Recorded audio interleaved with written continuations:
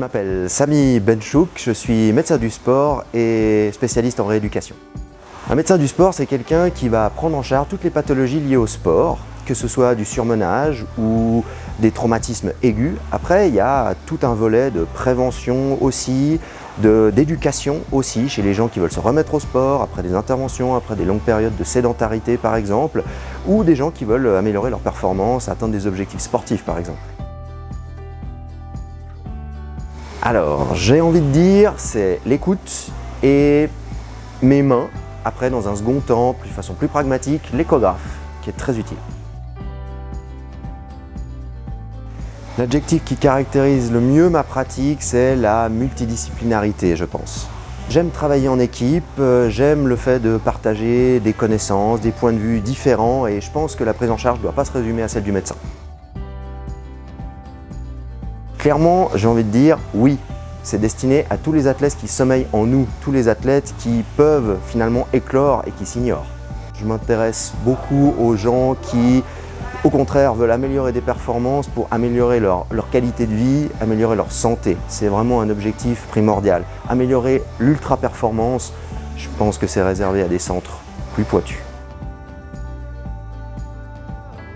Il n'y a pas l'ombre d'un doute, il y a plein d'études qui le montrent, ça a un effet antidépresseur, anxiolytique, sans parler évidemment du cardio, de la musculature, des articulations.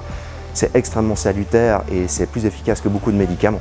Il y a un enseignement, il y a une partie éducationnelle, il y a des techniques et tout ça finalement, c'est là que le professionnel, il a aussi son sens. On a l'habitude de rencontrer des gens qui font un gros volume de sport, donc finalement on peut toujours améliorer les choses, on peut toujours aller vers le mieux.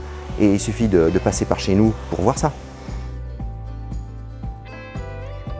Je pense qu'une dimension plus dynamique, plus punchy, où on veut vraiment essayer de donner de la nervosité un petit peu à la rééducation, mais clairement montrer que aussi les jeunes ils ont leur place, même les tout jeunes, pour améliorer leur performance, pour s'assurer qu'ils ne se fassent pas de lésions, de blessures, et ça peut arriver à n'importe quel âge, et on a largement l'infrastructure et les moyens ici pour s'assurer de ça.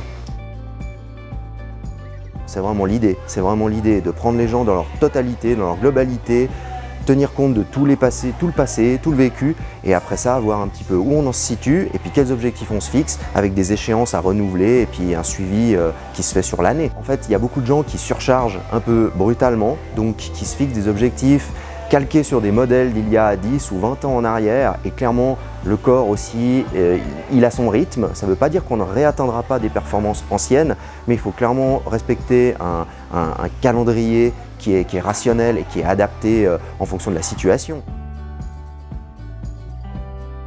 Alors l'échographie, c'est une discipline que j'ai appris à faire sur des années et des années. Ça nécessite vraiment beaucoup de pratique et c'est très utile pour un diagnostic immédiat et aussi pour des infiltrations. Donc c'est vraiment un outil qui est quasiment à chaque consultation, je m'en sers. La médecine manuelle, c'est une autre discipline que j'ai appris aussi. C'est des manipulations, c'est soulagement surtout au niveau de lombalgie et après aussi diagnostic, ça aide beaucoup.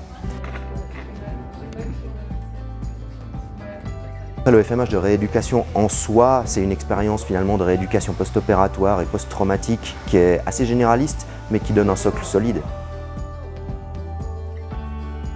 Alors, j'en ai fait toute ma vie. J'ai touché à beaucoup de sports. J'ai jamais eu l'investissement que ça requérait pour être sportif de haut niveau, parce que je suis conscient que c'est extrêmement chronophage et que la vie sociale en prend un coup. Donc ça, ce palier-là, j'ai jamais voulu le franchir, mais j'ai toujours eu une bonne hygiène de vie. Roger Federer, c'est un petit peu facile, évidemment, mais je pense que j'ai beaucoup d'admiration pour Usain Bolt parce qu'il a un parcours de vie qui est vraiment exceptionnel et puis c'est un personnage charismatique. Après, j'ai eu des Schumacher qui ont évidemment ponctué mon existence et autres Sébastien Loeb dans le rallye aussi que j'ai adoré, que j'aurais voulu être. Les hockeyeurs, quand j'ai fait du hockey sur glace, j'avoue que c'est vraiment...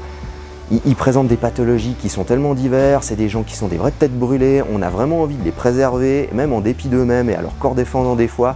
Et j'ai toujours voulu entraîner des hockeyeurs en fait. Et puis en son temps, effectivement, j'avais des hockeyeurs qui aujourd'hui sont retraités et que j'aurais bien voulu avoir effectivement sous ma houlette.